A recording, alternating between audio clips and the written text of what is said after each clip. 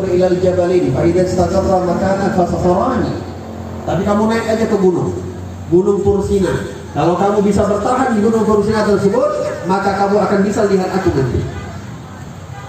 Hasilnya Nabi Musa naik ke Gunung Tursina. Ketika sampai Gunung Tursina, bergoncang itu Gunung Tursina, tergoyanglah Nabi Musa, dan Nabi Musa tak mampu melihat kepada Allah Subhanahu wa taala. Kita nanti di surga, hadirin, kalaulah jatahnya kita masuk ke dalam surga, tak semua orang pun masuk dalam surga itu bisa dapat jatah memandang wajahnya Allah, tidak bisa. Diriwayatkan nanti di malam Jumat, dalam sebagian riwayat, di setiap malam Jumat, orang-orang terpilih daripada penduduk surga akan diberikan kesempatan oleh Allah untuk memandang wajahnya Allah. Wujuhu yawma idin nadhirah ila rabbiha nadhirah. Wajah-wajah yang begitu senang ketika memandang Tuhannya yang dipandang, yaitu Allah Subhanahu wa taala. Memandang Allah itu nikmat, hadirin. Bahkan di dalam riwayat dikatakan, tahu nggak, surga itu dengan segala nikmat yang ada di dalamnya, sampai Nabi SAW tak mampu menjelaskan bagaimana cara menjelaskan apa yang beliau lihat di dalam surga. Nabi itu bilang, mala ainun ra'at wala udhunun sami'at wala khatar ala qalbil bashar. Surga yang sudah aku lihat itu, ketika perjalanan Isra Mi'raj, Nabi mengungkapkannya itu gak bisa. Kata Nabi SAW, surga yang nanti akan kalian masuk, kalau kalian berhak masuk ke dalamnya, mala ainun ra'at, tak ada mata yang pernah memandang kenikmatan, keindahan sebagaimana kenikmatan surga itu. Cobalah, bagi kita itu apa sih tempat yang paling nikmat? Mungkin bagi orang-orang Medan, tengok Danau Toba itu indah, tengok pemandangan-pemandangan itu indah. Kalau mungkin di Indonesia, tengok Raja Ampat itu indah. Atau mungkin kita jauh lagi, pergi ke Eropa, di Selandia Baru, New Zealand, itu indah. Pemandangannya indah-indah, tapi tahu nggak, pemandangan itu masih bisa dilihat, masih terbayangkan oleh mata. Pemandangan surga tak terbayangkan oleh mata. Bahkan walau udhunun sami'at, telinga pun nggak pernah mendengar di mana sih hakikat keindahan surga itu. Walau khatar ala qalbil bashar.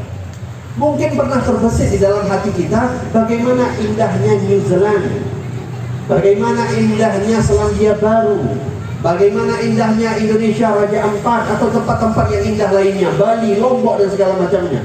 Masih terbesit dalam hati kita. Tapi nanti surga, hati kita pun tak pernah terbesit bagaimana keindahan surga tersebut. Indah, hadirin, indah. Makanya rugi kalau di dunia nggak berusaha untuk masuk ke dalam surga. Di dunia masih memikirkan hanya tahunya itu numpulin harta, mau kaya raya, mau rumah besar, mau hidup mewah, tapi lupa mau cari kemewahan di surga. Itu rugi, hadirin.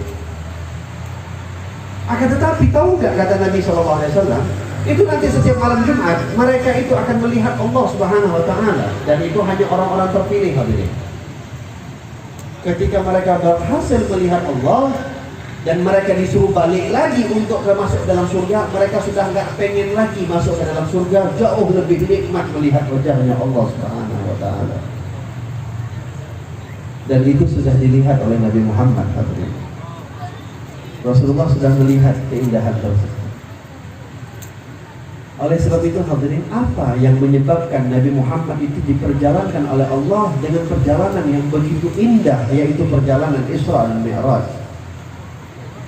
Yang kita mengharapkan adalah kita belajar daripada peringatan Isra dan Mi'raj yang mungkin setiap tahun kita laksanakan, supaya kita diisrakan juga oleh Allah Subhanahu wa taala. Walaupun tak mungkin kita akan menjalankan perjalanan Isra dan Mi'raj sebagaimana perjalanan Nabi Muhammad SAW.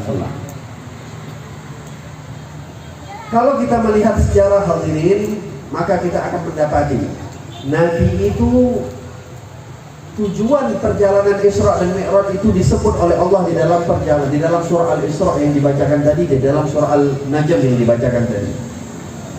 Subhanalladzi asra bi'abdihi lailan minal masjidil haram ilal masjidil aqsa alladzi barakna haulahu Lalu kata Allah, apa